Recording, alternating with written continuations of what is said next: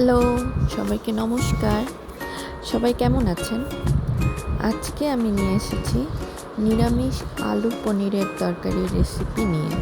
তো সবার প্রথমে আমি আলু আর পনিরটাকে হলুদ আর লবণ দিয়ে তেলে ভেজে উঠিয়ে রেখেছি এবং পনিরটাকে একটু গরম জলে ভিজিয়ে রাখছিলাম। তারপর গরম তেলে একে একে শুকনো লঙ্কা, দারচিনি, এলাচ, তেজপাতা, জিরে এবং হিং দিয়ে একটু নাড়াচাড়া করে নিয়ে নারকেল বাটা দিয়ে ভেজে নিয়েছি। তারপর একটি মশলার মিশ্রণ তৈরি করে নিয়েছি। সেখানে একটু জল দিয়ে তেলে মশলাটা ভালোভাবে কষিয়ে নিয়েছি।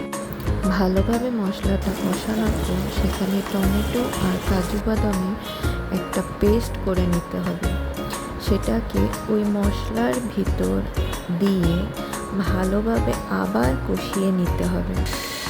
অনেকক্ষণ ধরে কষানোর পরে আমি সেখানে দিয়ে দিয়েছি লবণ আর একটুখানি চিনি দিয়ে একে একে ভাজা আলু আর পনির দিয়ে মশলার সাথে সুন্দর করে মিশিয়ে নিতে হবে। অনেকক্ষণ ধরে নাড়াচাড়ার পর সেখানে গরম জলটুকু দিয়ে ঢাকনা দিয়ে ঢেকে রাখতে হবে। তারপর ঢাকনাটা উঠানোর পর এভাবে যখন ফুটে উঠবে তারপর কয়েকটা আস্ত কাঁচামরিচ এবং গরম মশলার গুঁড়ো দিয়ে নামিয়ে নিয়েছি। ব্যাস, হয়ে গেল আমার নিরামিষ পনির আলুর তরকারি।